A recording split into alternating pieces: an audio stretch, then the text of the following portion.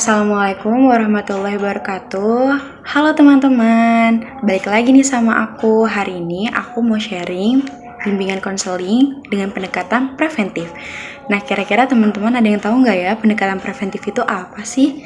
Jadi, pendekatan preventif itu adalah upaya pencegahan, antisipasi, atau mencegah masalah itu terjadi. Jadi, tujuannya itu untuk mengetahui nih siswa mencegah atau menangani masalahnya itu sejak dini dan sebelum masalah itu benar-benar menjadi besar, menjadi kacau atau menjadi parah.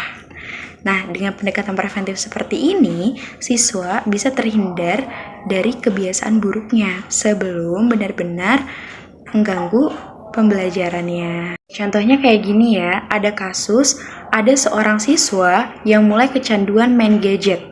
Jadi dia itu kan asyik banget nih main TikTok, scroll YouTube, scroll IG, dan bahkan dia main game.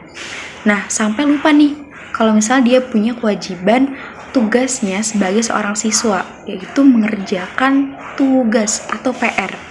Nah, awalnya kan mungkin kelihatan kayak sepele gitu ya, tapi kalau terus-menerus dibiarkan lama-kelamaan gitu kan bisa bikin nilai jadi anjlok, jeblok, jadi jelek nilainya.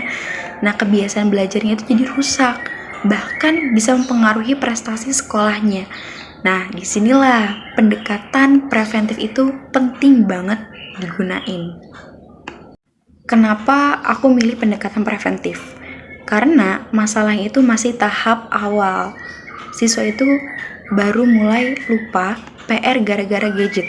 Jadi masih bisa ya buat dicegah sebelum menjadi masalahnya itu lebih serius. Nah, kalau udah kecanduan berat, mungkin kita butuh pendekatan lainnya, seperti pendekatan kuratif atau represif, yang lebih berat gitu ya.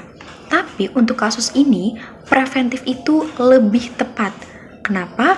Karena mencegah itu selalu lebih baik daripada mengobati. Terus gimana nih buat langkah-langkahnya? Jadi ada 5 langkah nih. Yang pertama, ngobrol. Pertama, guru BK itu ngajak siswanya ini tuh untuk ngobrol santai. Jadi bukan dimarahi ya.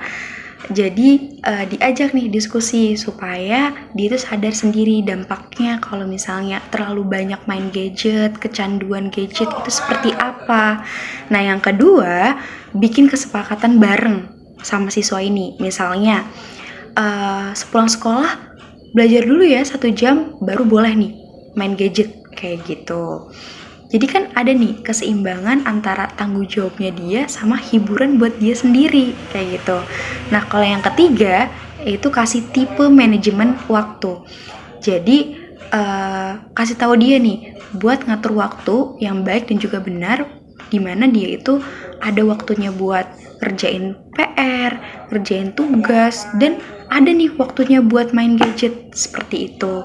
Atau mungkin bikin jadwal harian ya, bisa juga pakai pasang alarm buat pengingat atau bikin checklist kegiatan atau hal lain sebagainya.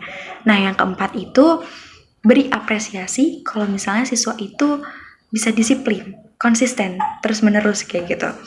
Jadi misalnya kayak kasih pujian sederhana kayak, wah kamu keren banget ya udah bisa kerjain PR tepat waktu lagi, bahkan nilai kamu gede loh kayak gitu. Atau kasih apresiasi lainnya seperti itu, bisa bikin dia itu tambah semangat buat mengerjakan tanggung jawabnya dia sebagai seorang siswa. Nah, buat terakhir, libatin orang tua. Jadi supaya di rumah itu juga ada pengawasannya, orang tua itu bisa bantu mengatur waktu belajar dan juga waktu main gadget anaknya seperti itu. Jadi kesimpulannya, pendekatan preventif itu pas banget ya dan cocok gitu ya untuk kasus siswa yang mulai kecanduan bermain gadget. Jadi dengan pencegahan sejak awal, siswa itu tetap bisa bermain gadget tapi nggak lupa nih sama tanggung jawabnya dia sebagai seorang siswa. Jadi jelaskan, lebih baik mencegah daripada mengobati. Baik, itu saja dari saya, semoga bermanfaat. Sampai bertemu di sharing berikutnya. Bye-bye.